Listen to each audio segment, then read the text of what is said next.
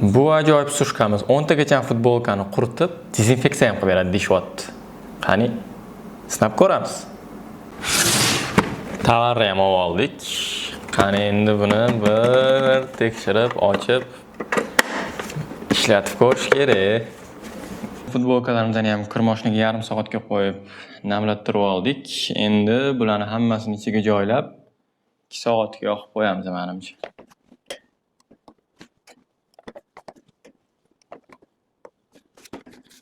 Futbolkalarimizni ham joylab oldi. Endi buni yopib yoqib qo'yamiz aka.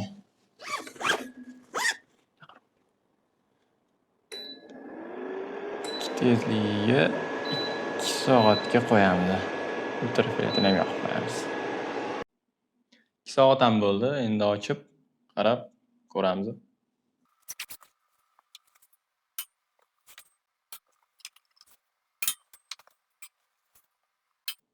Mana futbolkalarimizni yarimchalik quritibdi. Qo'llarini ham quritmagan joylari bor.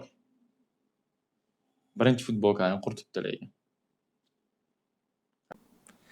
Tovarni ham ko'rib tekshirib oldik. 5 ta 10 ta futbolkani qurita olmas ekan, 2 ta futbolkani qurita oladi. Shunga men unga 10 dan 4 baho beraman.